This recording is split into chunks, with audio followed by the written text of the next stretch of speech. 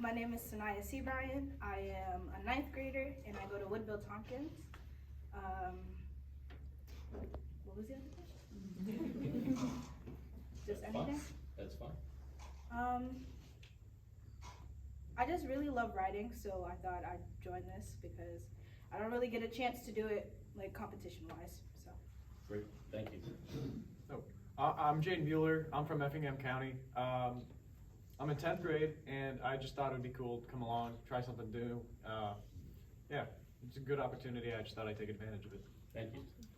Hello everyone, my name is Griffin Lee. I'm a senior at Glenn Academy, and I'm currently interested in genetics and environmental protection. Hi everybody, my name is Rebecca McKinnon. I'm also a senior at Glenn Academy. It's a great honor to be back here again. And next year I'll be going to the University of Georgia and majoring in biology. I'm Taylor Gillespie. I am in 10th grade at South Effingham, and this was an unexpected event for me, but I've learned a lot more than I thought I would from it. That's great. Hi, I'm Jada Hendrick. I'm from Savannah, Georgia. I go to New Hampstead High School. In the fall, I'll be attending Kennesaw State University to major in psychology. Good morning, my name is Elena Yancey. I'm a senior at Tatnall County High School and I'm going to West Georgia to major in psychology.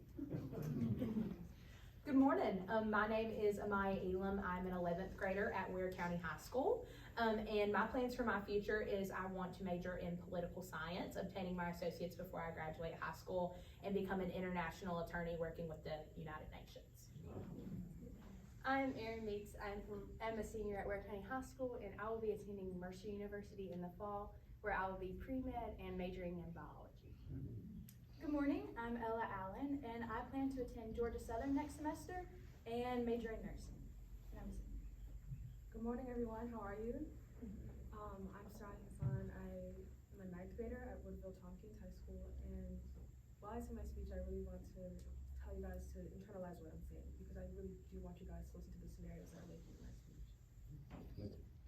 Good morning, my name is Grace Rogers. I'm a junior at Pinewood Christian Academy, and I hope to go to the University of Georgia to pursue a career as a pharmacist.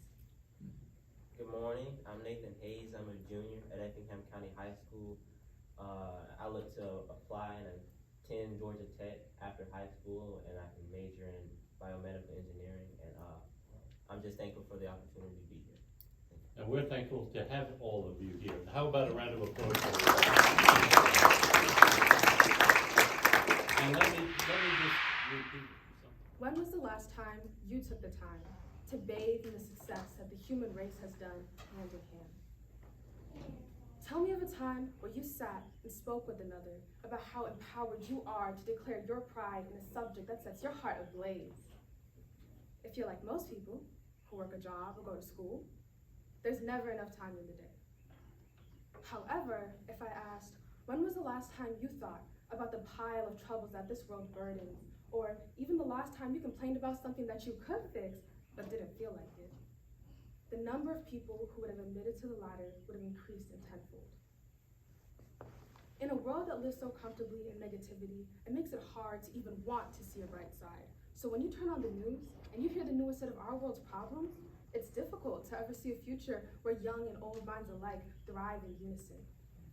Seeing what my generation is left to deal with makes me question if our problems outweigh our accomplishments.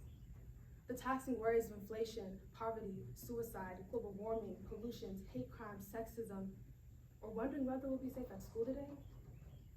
Success feels incomprehensible, a figment of our wildest dreams that we have no hopes of reaching. So we sit here waiting for a day that's better than the last because that's when we'll start making a difference. But let's take a step back. Because I didn't come here to speak to you today about how we're all doomed and left defenseless, because where is the hope in that?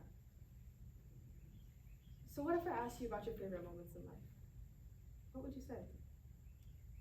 Would you tell me about how you open your blinds in the morning to find a light mist covering your window? Or how you then let the sun adorn your face as loving birds sing sweet tunes that grace your ears?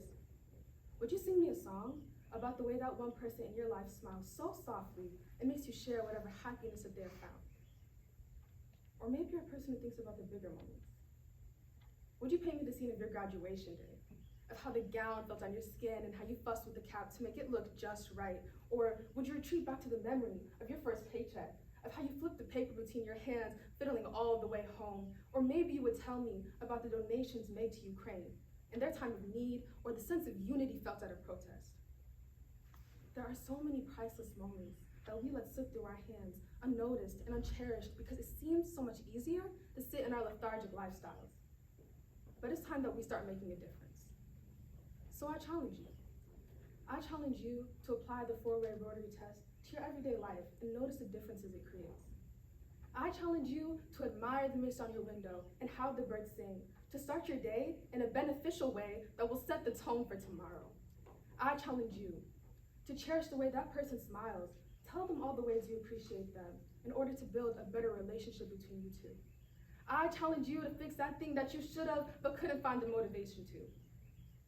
I challenge you into creating a fair and just society, into bettering our society, whether that starts with recycling more often or donating to a charity that you believe in. And I challenge you to go beyond that, to stop waiting for a better day when you could be working to make that day tomorrow. Create or join a society like the Rotary community that brought us all here today, or the Data Club. A better personality, relationship, community, family, society will not start until we put our best foot forward, until we put our best selves on the front lines, because who is to say that our world right now isn't deserving of our amazing talents as it is? Who can say that our world right now doesn't deserve people who wake with the intent to better it with every step? So my final question to you is, are you willing to take that step forward?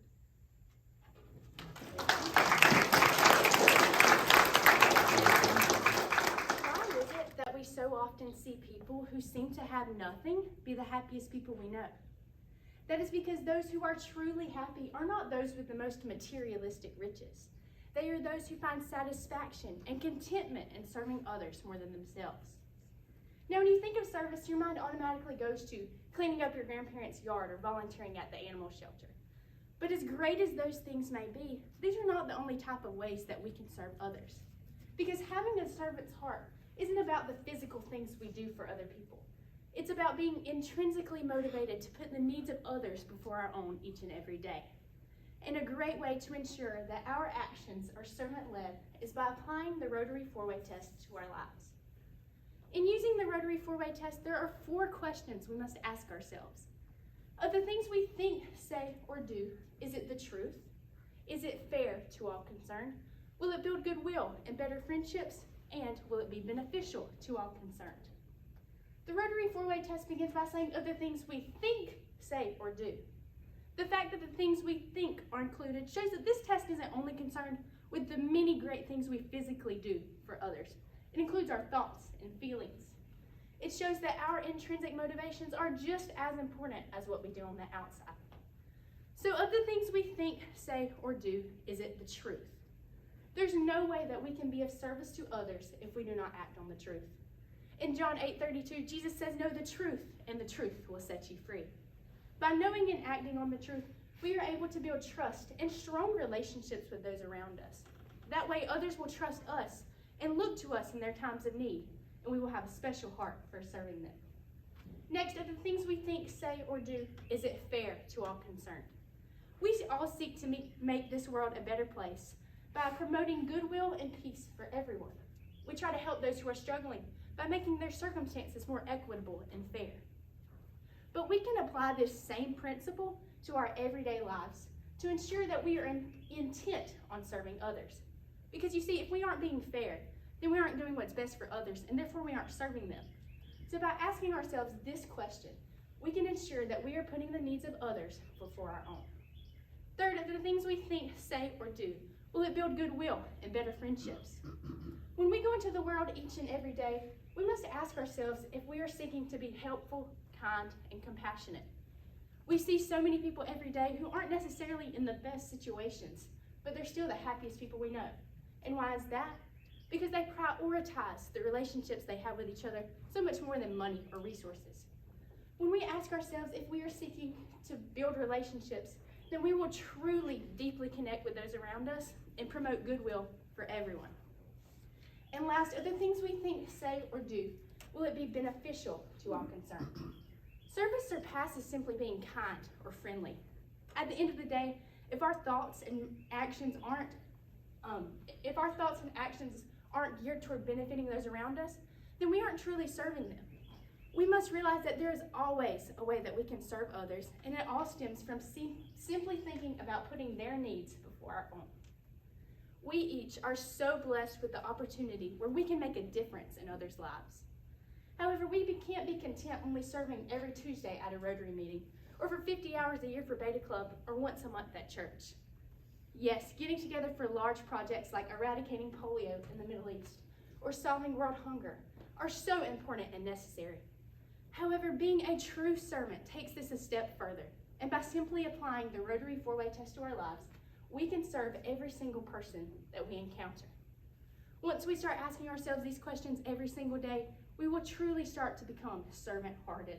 And it is then, and only then, that we will start to experience the type of joy and happiness that will satisfy our soul for the rest of our lives. Thank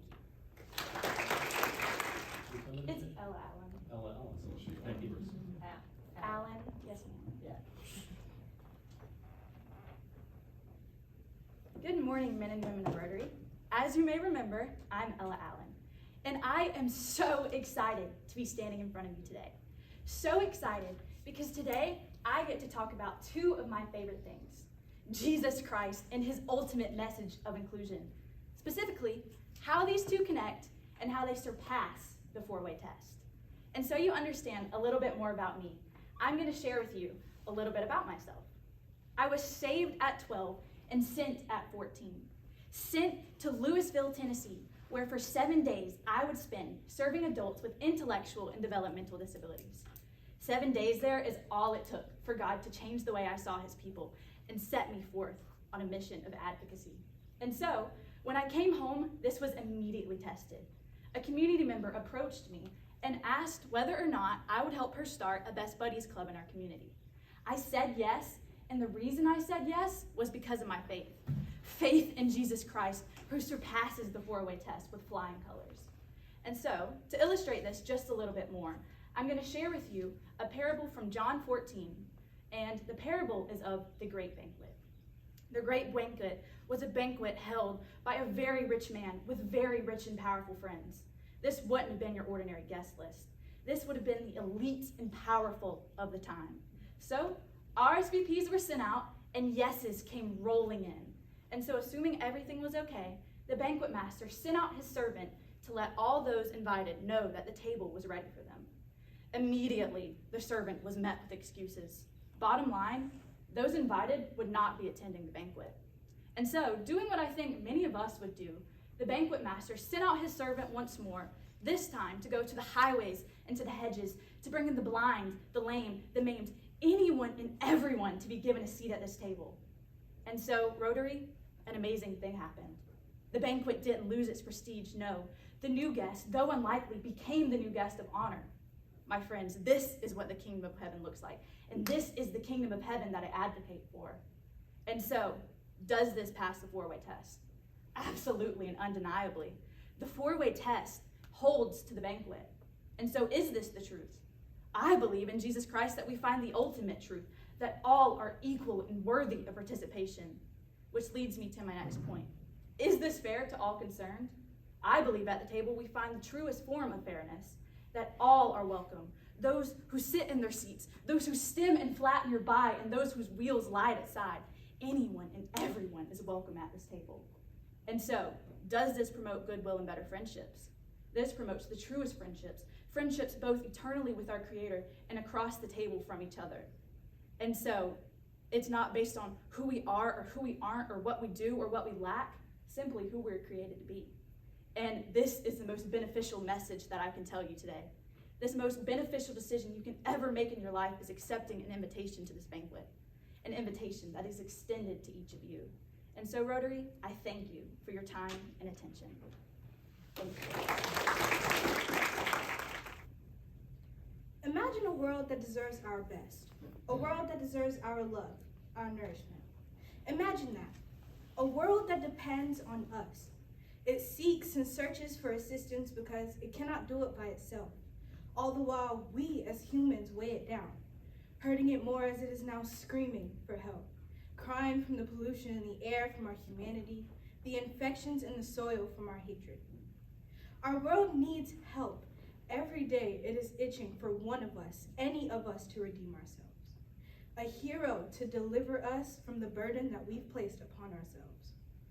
Someone capable enough to fix what we have already broken. And in that form, many of us can relate. Many of us knows how that feels to have a caretaker do more harm than good. To have someone say they care about you, but in reality, they're using you for their own well-being. Manipulation. They trick you into thinking they're all about you, but in actuality, they care for no one but themselves. So why, if we know what that feels like, do we treat our world the same way? Why, if we know what that feels like, do we treat our peers in society the same way? When you have the ability to make a difference in anyone's life, why wouldn't you take the chance? Why not take advantage of your power and your place in the world? When we know that the world could visually be changed for the better, why is it that no one could possibly set aside their differences for the good of the majority? So many questions and not enough answers. I believe that if we could prepare to work as a family and as equals, we could make the world a better place. No one deserves to get by in life just surviving in this world. The single parent who's working paycheck and living paycheck to paycheck, or the young kid who's taking care of their siblings due to an incapable parent. I believe that if we helped a little more and hurt a little less, we could have a little more love and a little more stability within every community. So if we knew we could make a change, why couldn't we just start doing that? Actions speak louder than words, so let's act. Actions. People have a way of directing the course of one's life with their words and their actions, positively and negatively. A small smile or a simple, "you look nice today," could easily brighten that person's day. On the other hand, a phrase like, "is that all you got?" could take a gloomy day to a depressing one in an instant, dimming that spark and harming that flame that burns so brightly inside of us, even the sun could get jealous. It's possible that for the rest of that day, they could go about thinking that their presence makes no difference. And truly, we have a variety of allies that could help us fight this war within all of us. Every day we wake up knowing that it's possible for us to make or break this world. So let's turn our world's pain into something purposeful. When we are to perceive a world that deserves our best, we should imagine this one, because we have already given it our worst. Thank you.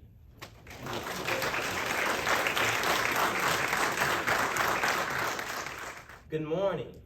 I am Nathan Hayes, and I am a junior at Effingham County High School.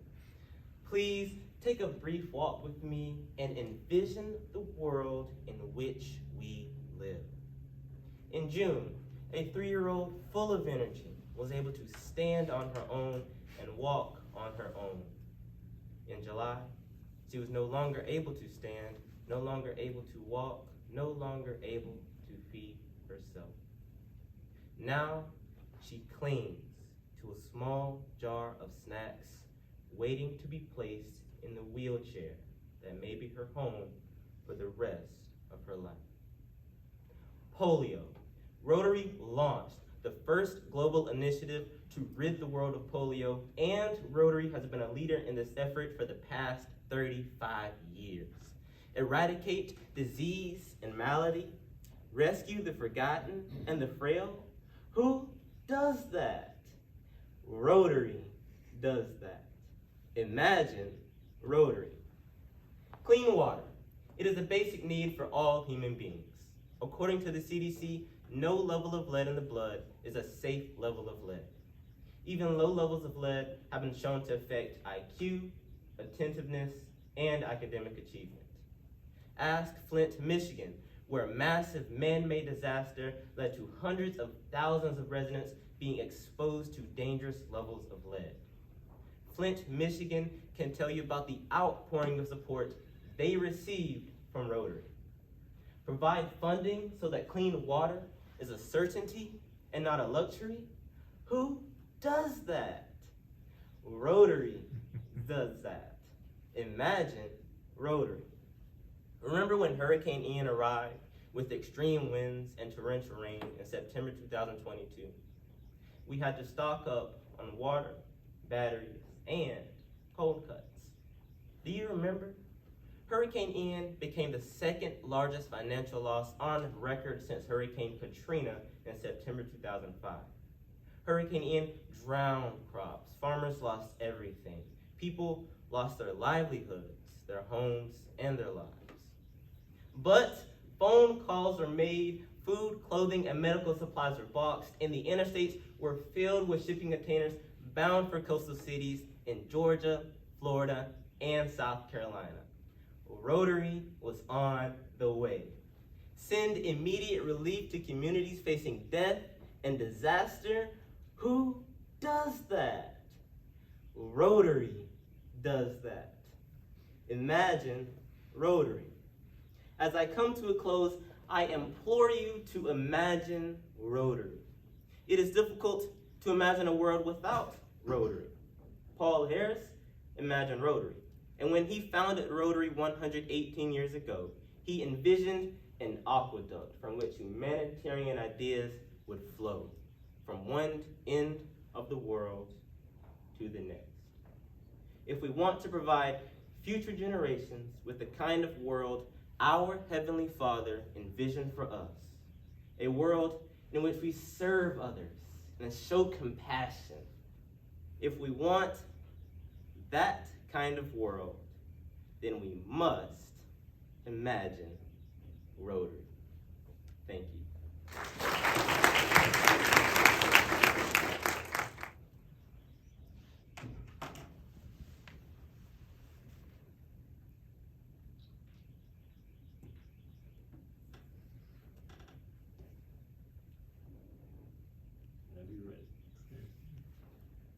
The first vehicle was imagined by Carl Benz on January 29, 1886, when he applied for patent number 37435, and the Mercedes-Benz Company credits this as the birth certificate for the automobile.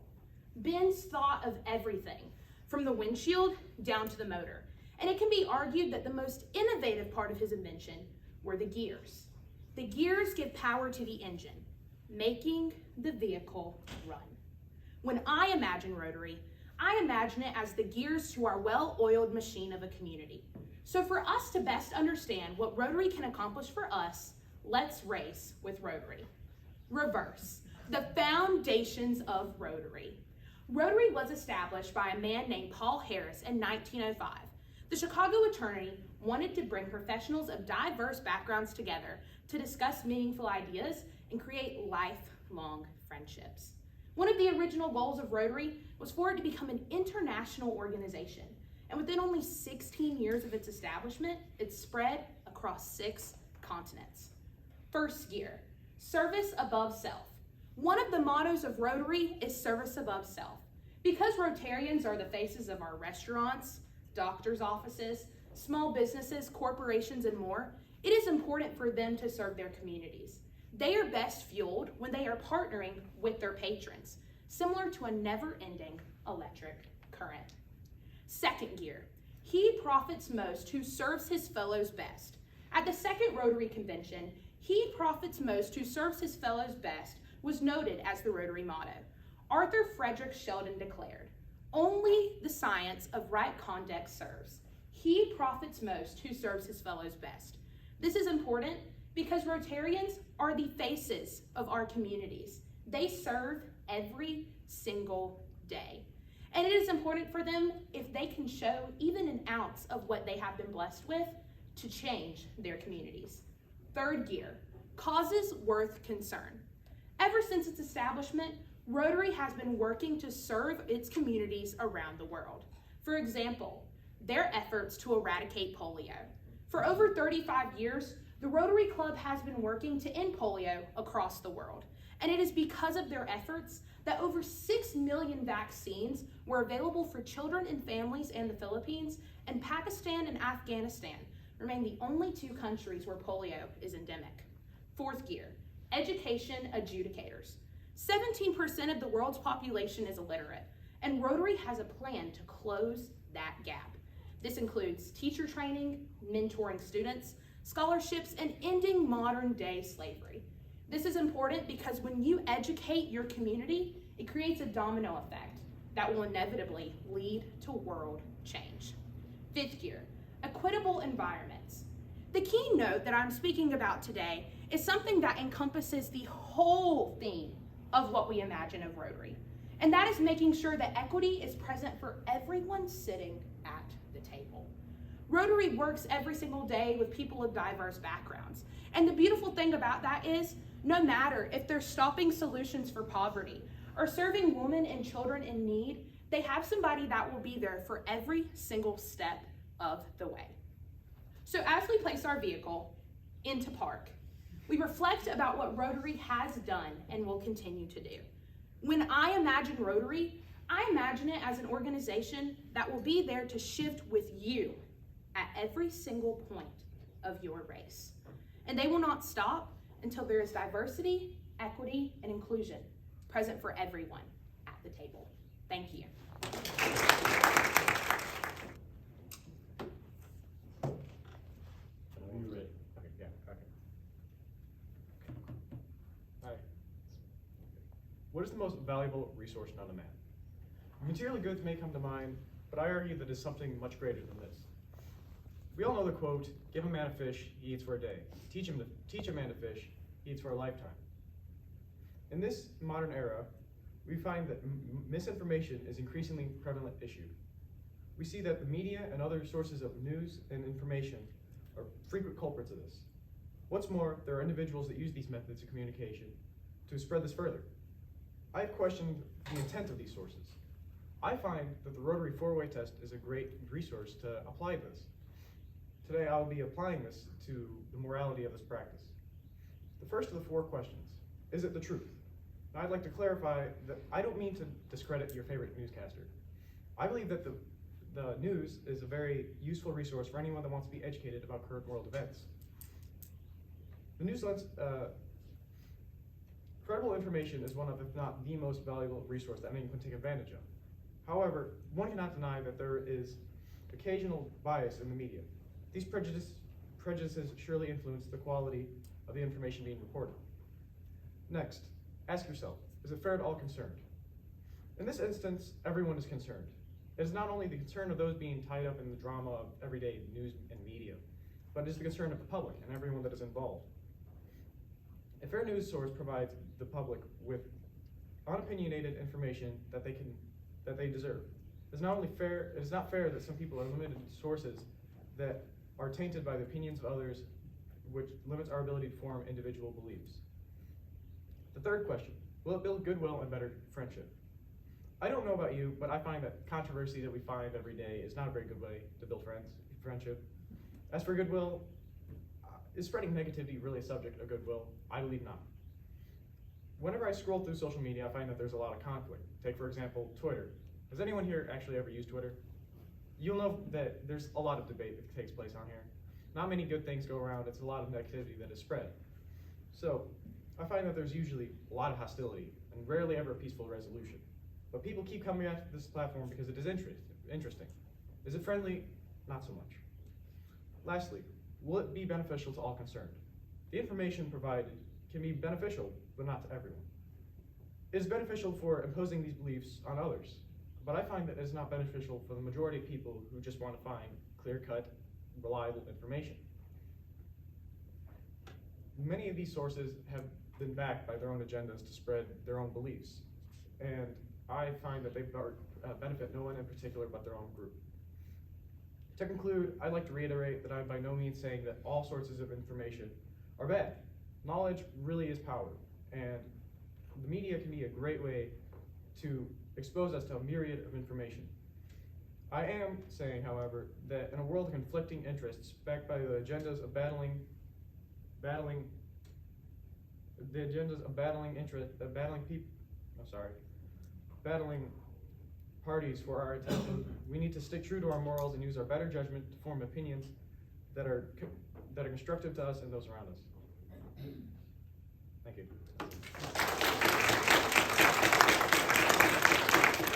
How many of us have been teenage girls or had to deal with one? I know it can be challenging, but imagine 22 of them together for 3 hours a day, 4 days a week. Cheerleading is a lot of intense physical activities, cheers, and drama. I've used the Rotary 4-way test a lot without knowing much about it, especially during cheer.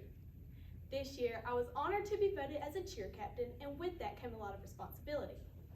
Knowing how stressful cheer, high school, and life in general are, we decided to take the last 10 minutes out of cheer practice to talk about positives, how we could get better, how we're doing in life, and how to become better teammates. The Rotary 4-way test consists of 4 simple questions that can be applied to every decision we make, both personally and professionally. Is it the truth? Is it fair to all concerned? Will it build goodwill and better friendships?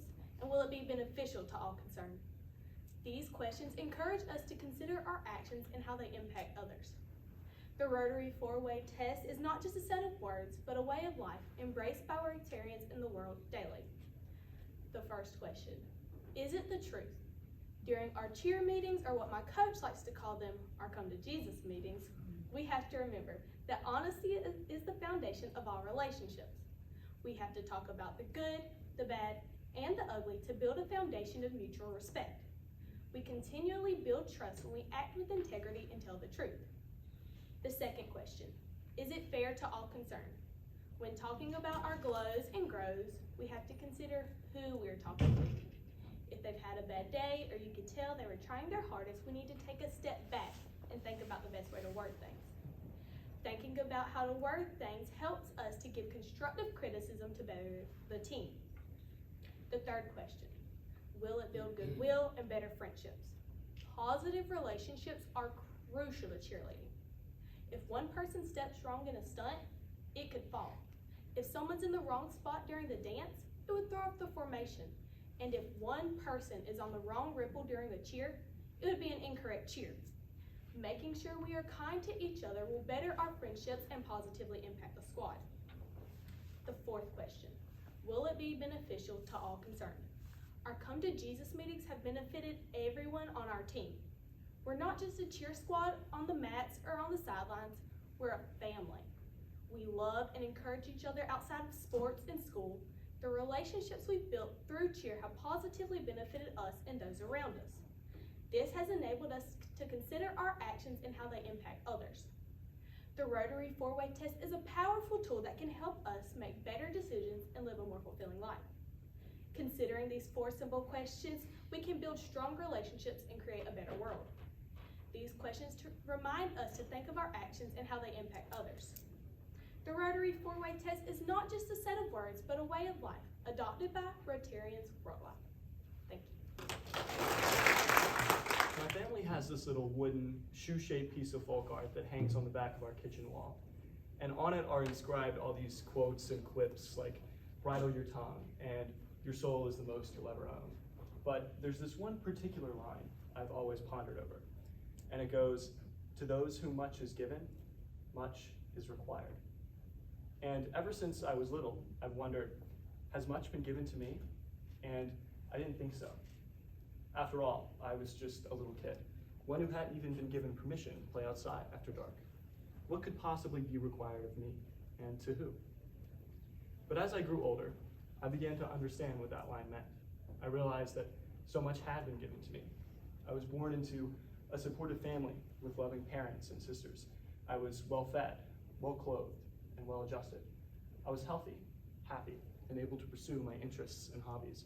So yes, much was required of me. Not in a mandatory sense, but in an ethical, dutiful sense. And it was required of me by my community. Gratitude wasn't enough. Service was necessary. And I've tried hard to fulfill my obligation to my community so far in my life. And as I eventually learned about the dilemmas facing our larger community, our world, I began to imagine, to dream of, as we all have, a new kind of world. I imagined a world with equal access to quality education and healthcare. Imagined a world without violent conflict. Imagined a world that prioritized sustainability. Now, some would simply say that imagining isn't enough, and a single person isn't enough. And unfortunately, they have a point.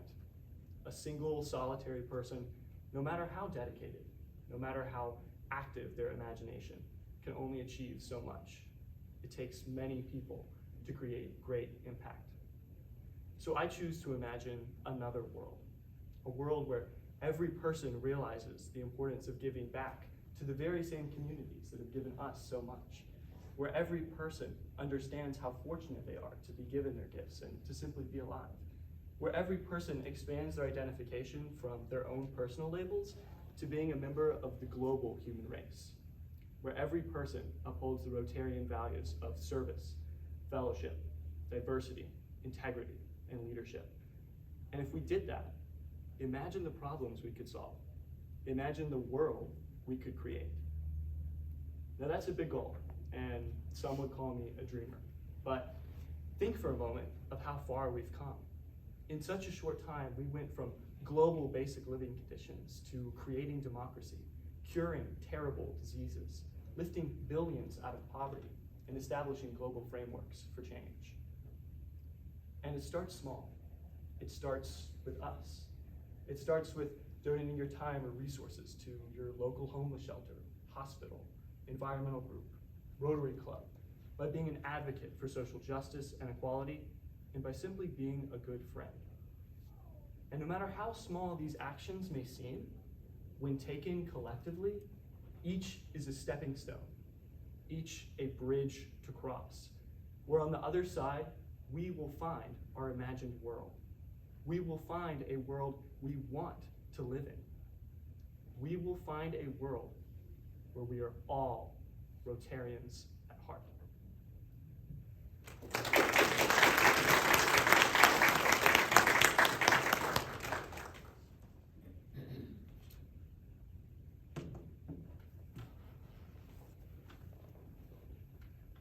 Through my Rotary research, I learned that Paul Harris started Rotary in 1905 as a professional, friendly-spirited club that reminded him of his youth.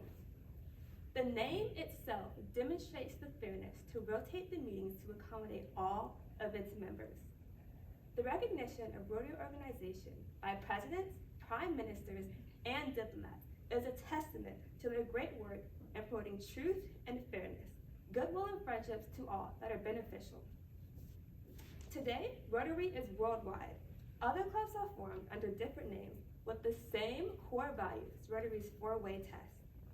As students, we can get involved in Rotaries available to teens through youth leaderships, school clubs, and churches. We can better ourselves and others around us. I want to make the most out of my high school experience, so I joined youth leadership organizations and participated in church outreach programs. I also became a member of Future Business Leaders of America and National Honor Society. These groups help teens to prepare themselves for college and the workforce. Today I'd like to talk to you about what my Rotaries have done for me and why I recommend them. Let's discuss my first point. Joining my Rotaries gave me the opportunity to meet new people. When I entered high school, I didn't know many people. When I joined my Rotaries, this changed. I was surrounded by people who were truthful, fair, friendly, enjoy helping others, and share my goals and motivations. Having friends with good ethics is important, as peer pressure affects teenagers. They help me stay motivated, and now my friends and I will all be graduating with honors. Now to my second point. My Rotaries improved my self-confidence. I used to be very shy and quiet. I didn't like talking to new people. It made me nervous. Not feeling comfortable speaking out greatly affected my life and performance in class. These programs helped me to overcome my shyness. It provided me with a safe place to speak out without judgment. Through networking and attending FBLA workshops, I was able to break out of my shell. I became confident. My third and final point is, my Rotaries enhanced my leadership skills. This year, I was elected president of my FBLA chapter. As president, I hosted workshops, planned, and led meetings. I'm a better team member as it requires me to work with other people. I've also mentored students at a local K-8 school. As president, I've become more organized. It's important that I manage my time well, as I can be asked to perform tasks at a moment's notice. I'm also more independent now, which can benefit me in college. In conclusion, joining Rotaries for teens, no matter the name, is important because it will help them enhance their high school experience. It helps teens grow through building friendships, confidence, and enhancing their leadership skills. They promote goodwill, fairness, truth, and are beneficial to all concerned. They help get teens engaged in public service as well. I hope you now understand what my Rotaries have done for me and why I advise teens to find a Rotary that works for them.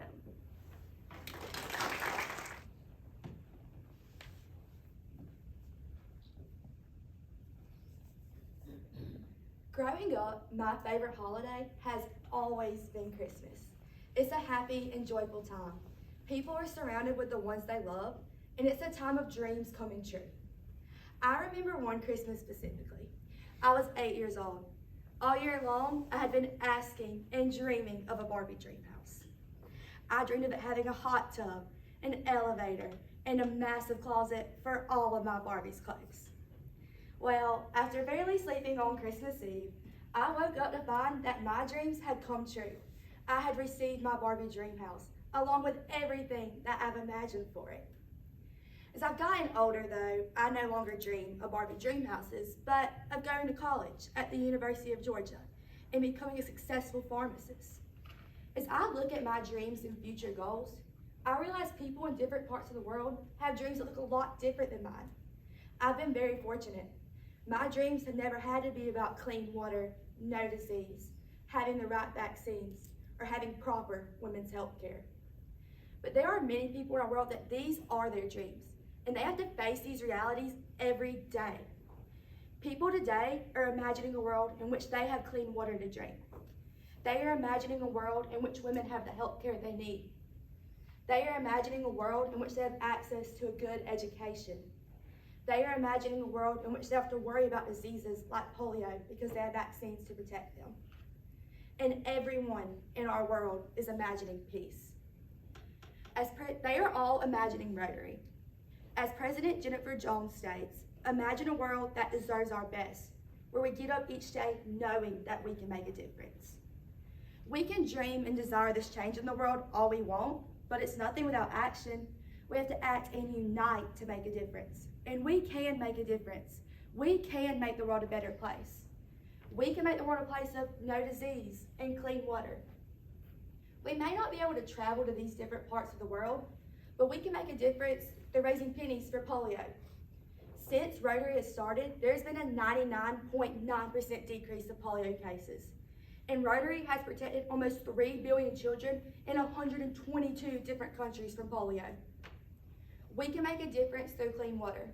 Rotary has provided local sanitation equipment for many countries all over the world so they can have water that is suitable for living. We can make a difference in our future generation through education. Rotary has provided local literacy programs, teacher training, and education for refugees. And every year, they provide a group of students with a scholarship so they can further their education and help their community. My mom is one of those students who received the Rotary Scholarship, and she has used the money to fund her education so she can become a physical therapist and help her community. My brother is also one of those students who received the Rotary Scholarship, and he is currently using the money to fund his education so he can become a financial advisor and help his community. So, Rotarians, I want you all to do something with me. I want you to remember your Christmas as a child, and I want you to remember that gift you longed for, whether it was an Atari video game set, a Rubik's Cube, a Cabbage Patch doll, or the coolest new bike. And I want you to remember how you felt when you woke up on Christmas morning to see that your dreams had come true. You had received your perfect gift. And I want you to remember the joy and excitement you felt deep inside of you. We can make the world a place that always feels like Christmas, where it's constantly happy and joyful. And we can make the people of this world feel like they are waking up on Christmas morning every morning to see that their dreams have come true. if we all just imagine Rotary. Thank you.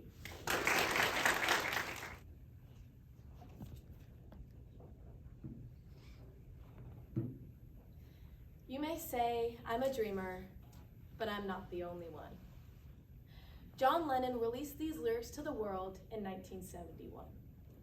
Disguised as a medley of peace, his song Imagine challenges society with radical ideas and tugs at the heart with a wistful desire for a better future. Now imagine a world with no violence, hunger, poverty, or pollution. Some may believe Lennon taunts us with a seemingly unfeasible reality, but he also says, it's easy if you try. It isn't hard to do. Anything we have ever achieved has started with a vision. John Lennon's already got the ball rolling for us, so thank you, John. But every day, every action, every step, we are somehow changing the future.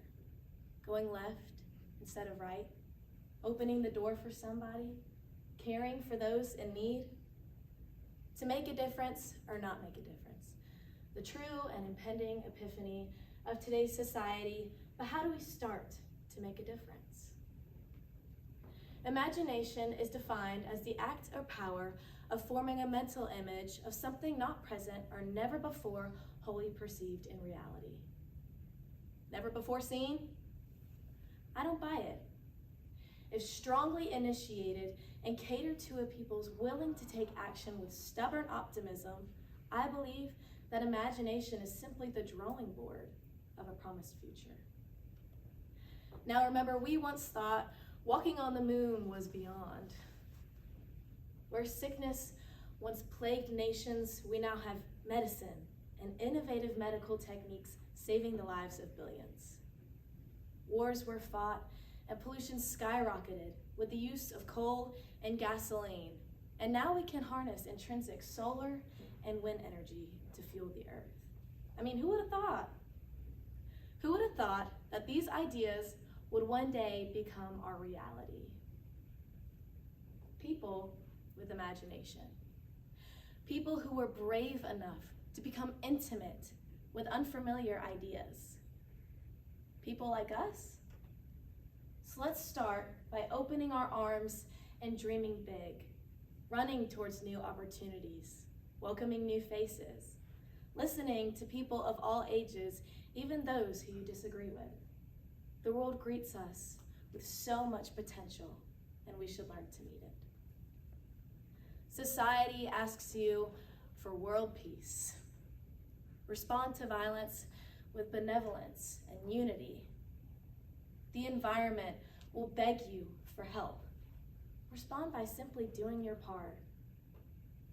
The world will ask you to solve all of its problems. Start with one. Start with the little things. Start with imagination. More times than not, that's all the world truly needs. Now, once more, I ask you to imagine a world with no violence, hunger, poverty, pollution. You may say I'm a dreamer, but I'm not the only one. I hope someday you will join us and the world will be as one. Thank you.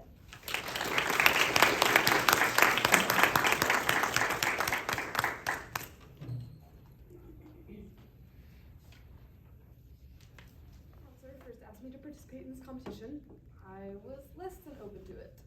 The idea of public speaking was definitely scary, but I was a lot more worried about not feeling like I could tie this prompt into something I cared about. It wasn't something I felt connected to. I was thinking about it for weeks, and then it came to me. How can we improve our quality of life? Growing up, I wasn't always in an environment that I felt gave me my best chance. There were a lot of obstacles that stood in my way, and ever since I left that area of my life, I've made it a personal goal to better myself. I learned very quickly that if I wanted to achieve my goals, I had to give myself the confidence to pursue them. Some of the ways I've worked toward improving my quality of life are through my hobbies. I take dance class, I enjoy reading, and I love to sew. Sewing is my passion, it's what I want to pursue in life. So I decided to ask myself a few questions to reflect on my progress. If I asked you right now, how many of your dreams could you tell me you've achieved? If I asked you right now, how many could you say that you're actively working towards? How many have you given up on? How many times have you let other people tell you your dream was unachievable? I felt that I had a much harder time answering these questions than I wanted to, so I started thinking about how we could apply the Rotary 4-way test to situations to improve our quality of life and help us overcome that fear of failure. Words are our building blocks, so ask yourself, what kind of life do you want to construct? I started with, is it the truth? How do you go about answering a question like that? For me, the concept and perception of truth is always changing. Some believe that the truth is simply what is written, while others believe that everyone makes their own truth. All of this, however, is centered around words. Speaking is such a second nature to us that we tend to squander it and forget how powerful our words can be. After all, Edward Linton writes, "The pen is mightier than the sword." When asking is it fair to all concerned, the answer is generally never. There is no circumstance where you will ever be able to please all of those around you. Trying to do so creates an impossible environment of limbo. Stressing about the consequences and being worried you're going to say the wrong thing. Sometimes it feels like your best option is to not say anything at all. Instead of focusing on the right thing to say, look at it from a different perspective. Sometimes it's as simple as just saying the kind thing. A small gesture or a kind word can change someone's entire day. There's a phrase my mom used to tell me when I was younger. Is it true? Is it kind? And is it necessary? I instantly thought of it when I read the question, will it build goodwill and better friendships? My friends are some of the absolute most amazing and important people in my life. And at times it can feel difficult to maintain a strong connection with them. However, I found that simply being a little more conscious of my words and actions can create flourishing relationships.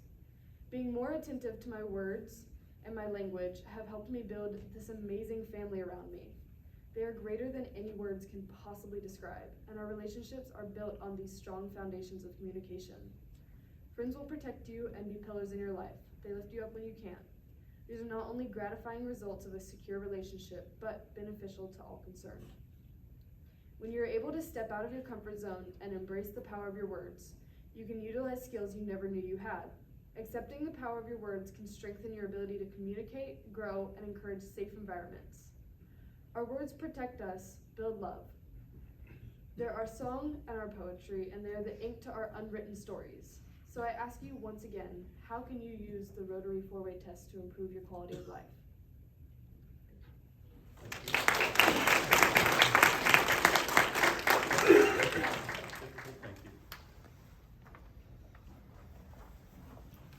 Nice job. Second place, Rebecca McKinnon.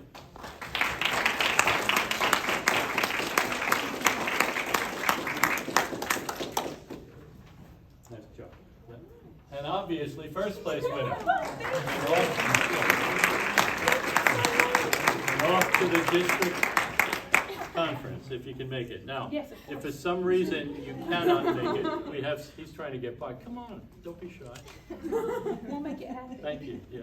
If for some reason that you cannot make it, then Rebecca would be next in line for it, so you need to let me know, and we'll take it from there. Okay, awesome. Great job, everybody, great job.